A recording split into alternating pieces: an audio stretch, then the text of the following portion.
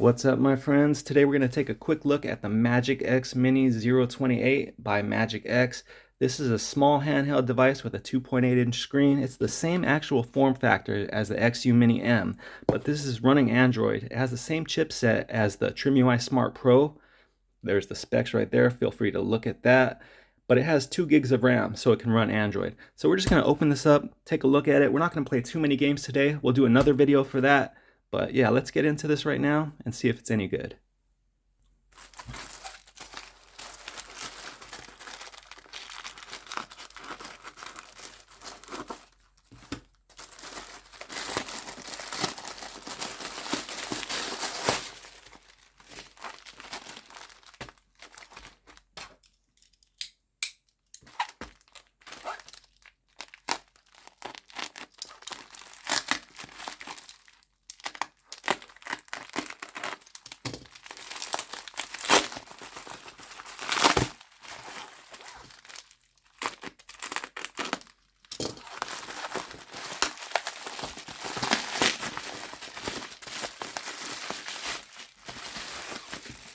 All right, so here's the box. Let me put this away.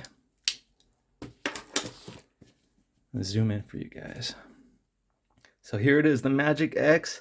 Are you ready? The game has started. Mini 028, Android and Linux. So we got the transparent blue one, 128 gigabytes. Here's the back of the box. There's your specs. Nice box. I like it. Looks good. Let's open it up.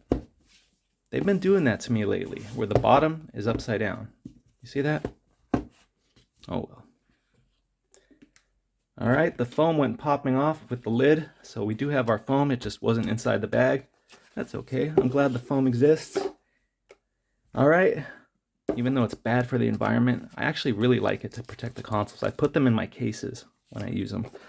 So it is the Glacier one, or they call it clear blue. Here's the you know what, let's take a look at the cable, because it could be a nice cable, it could be a cheap cable, who knows. Let's see what we got here. They gave some extra screws in here for some reason. Here's we got a screen protector here. Look how small that is. Tempered glass. Very small. 2.8 inches. And before we look at the cable, let's just take a quick look at the manual. Let you guys get a look at this. Well, it's a long one, so I'll just try to do this quickly, but hold it steady. There we go. There's first 2 pages. Second 2.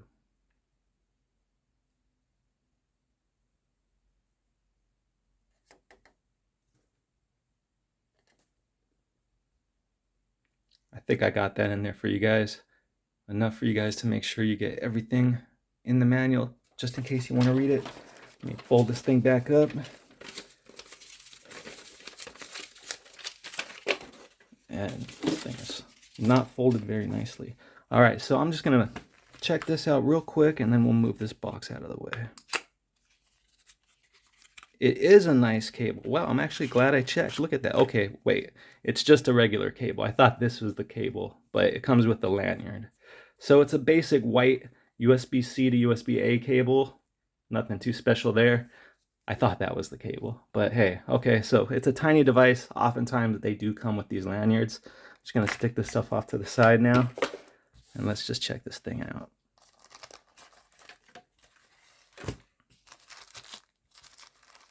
It sure is small. Look at that. Wow, I didn't realize there was actual lettering, colored letters on the buttons, as you can see right there. So real quick before I turn it on, let's just take a look at the XU Mini M next to it.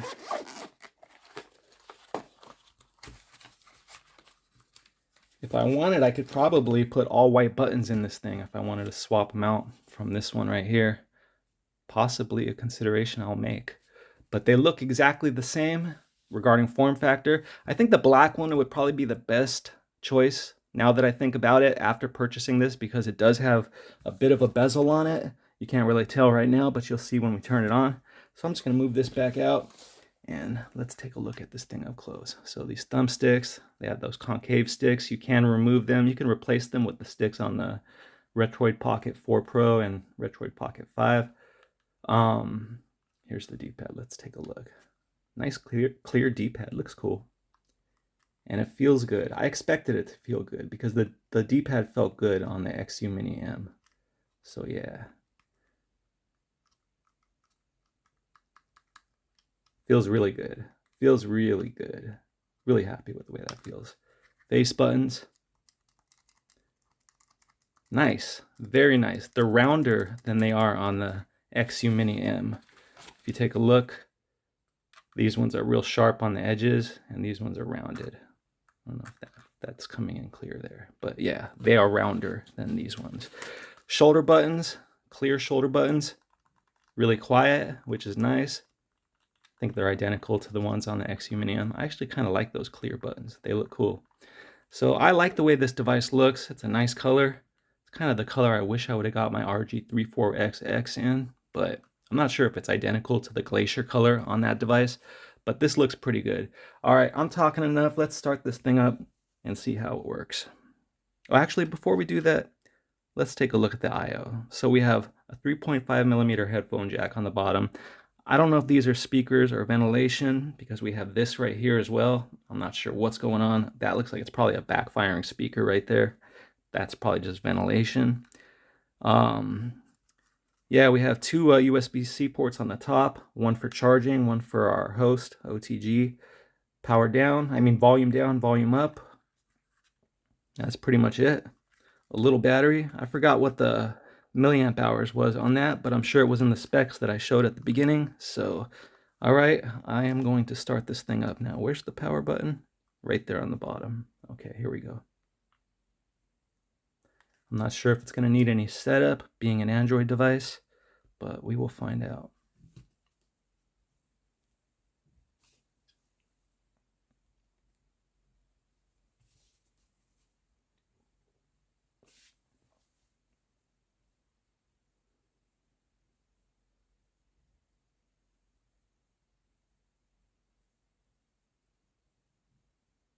Come on, MagicX. It's really dim.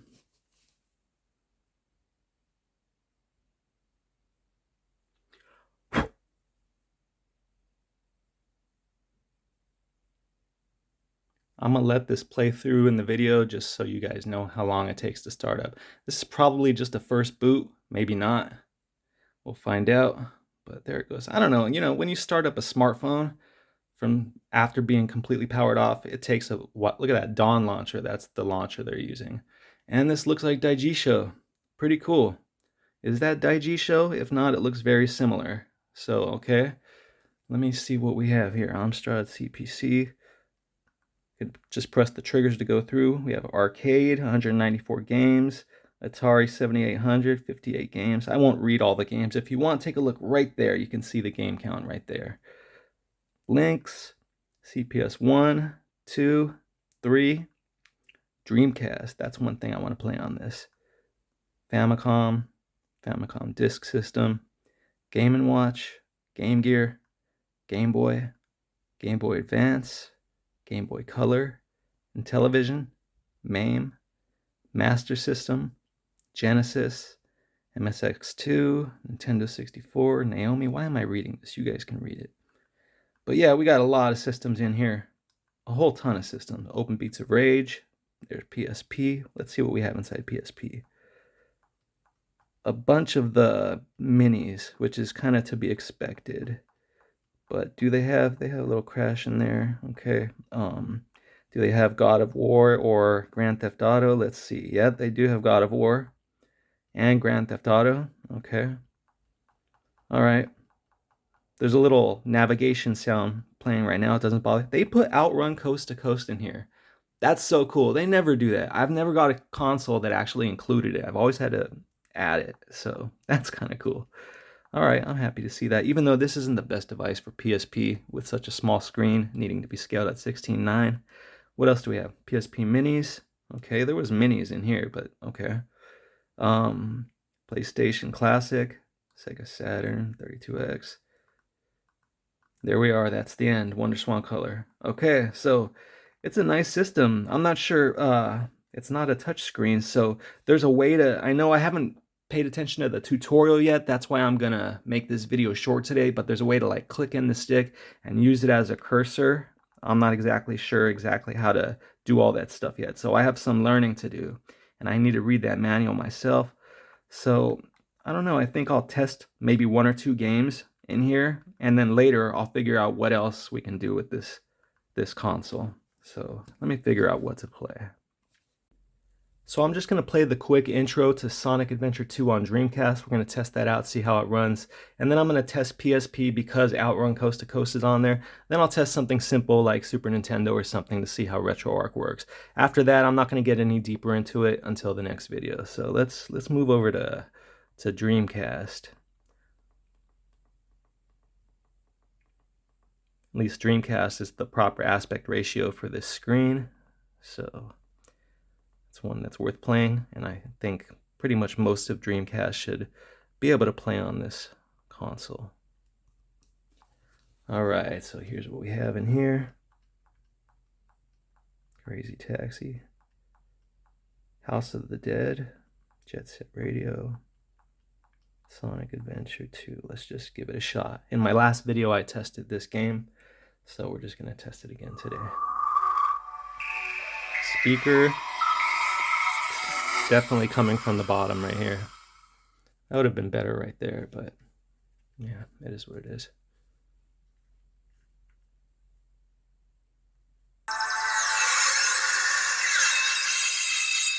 Speaker's loud.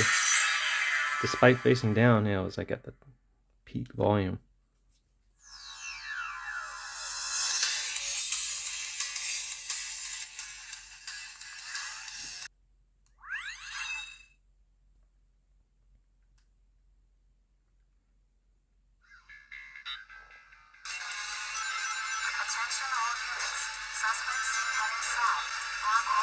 Oh yeah, it's playing very smooth.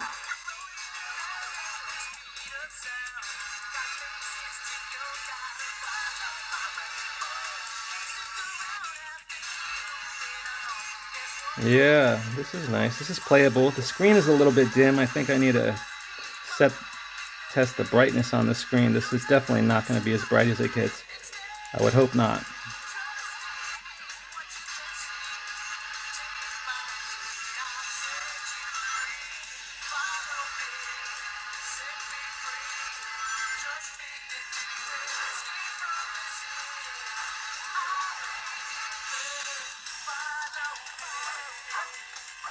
Alright, I think this is good for a Dreamcast.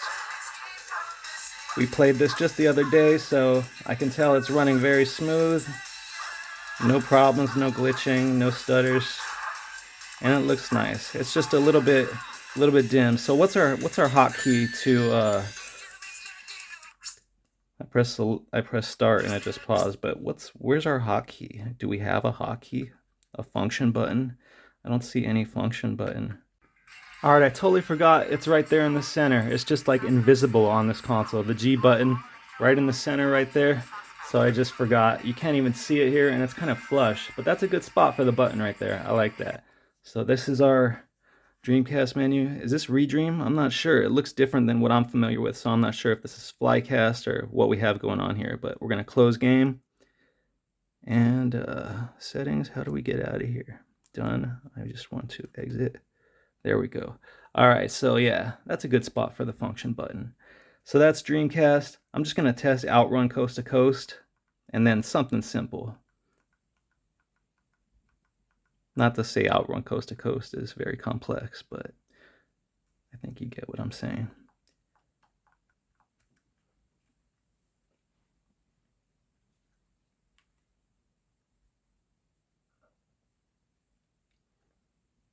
Scaled properly. Let's see if the G button takes us into the menu. Perfect. You know what? Let's check those sticks real quick.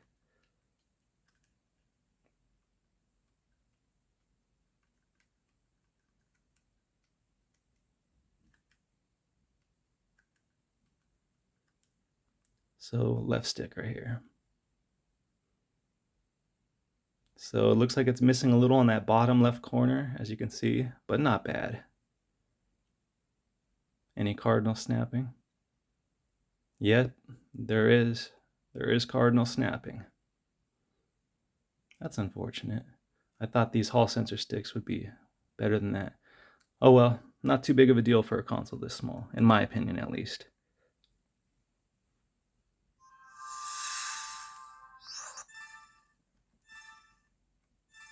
Alright, actually one thing I want to do is map my buttons to the shoulders up here. I like it, so I'm going to pause it real quick if it lets me. Or I could just play with the A button like normal people do. But yeah, I'm going in here and playing the way I like to play. So controls, I move this over to, I think it's config D. Is it? No, it's E. That's the one. Alright, so back. Return to game. Alright, let's do this. It's a little bit small to hold and play this game, but yeah, you gotta brace it with your other fingers.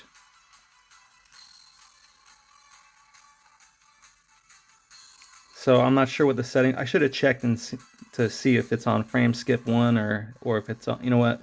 I'm gonna check really quick. Settings and graphics. Okay, we have Vulkan, and it's at 1x PSP, which is what I want it to be on. Do we have frame skip on? It's off. I'm gonna turn it on because I always have it on frame skip 1 when I play, and it doesn't bother me, and it's gonna make a difference in how it performs. So let's continue. Much better. It already feels better. But it's kind of hard to play this in this position that I'm in right now. There we go, I got my drift.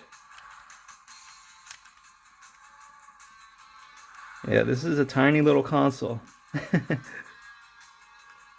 Get your reading glasses out.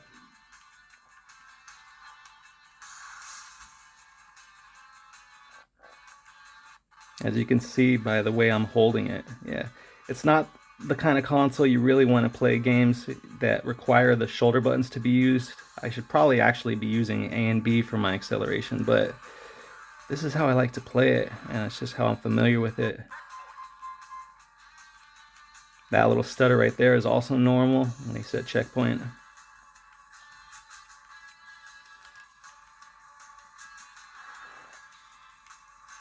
I looked up at my phone and I crashed into the wall.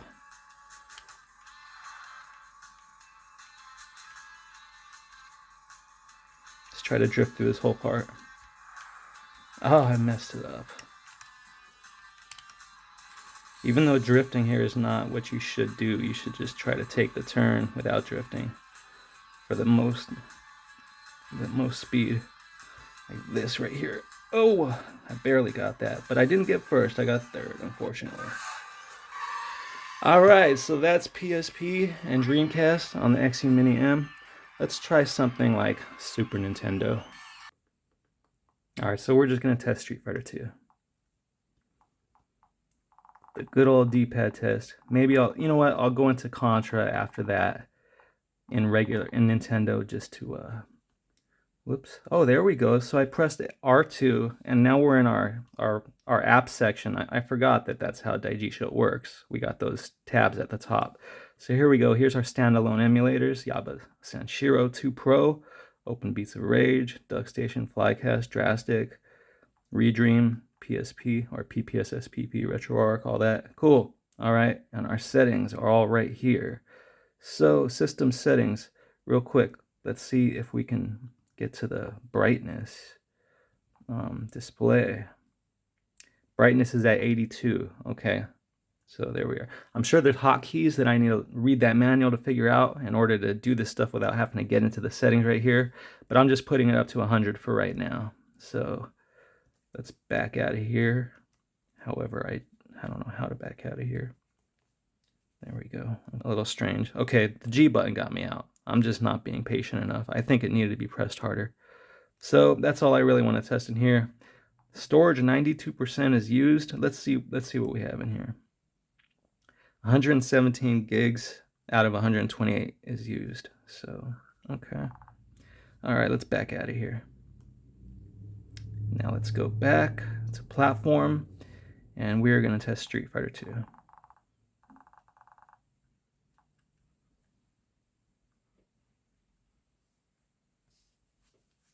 All right, so there's our RetroArch indication. First thing we'll do is press the G button, and here we are in RetroArch. So it looks like we have everything here. So quick menu, and now we have all our different sections. So online updater, I'll probably do that later. All right, so let's just get in and play a game and see how this D-pad works.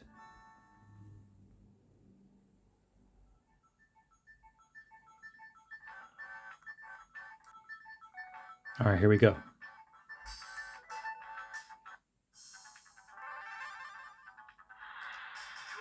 Let's just test a couple fireballs, a couple dragon punches. Oh man, they put me up against Ken.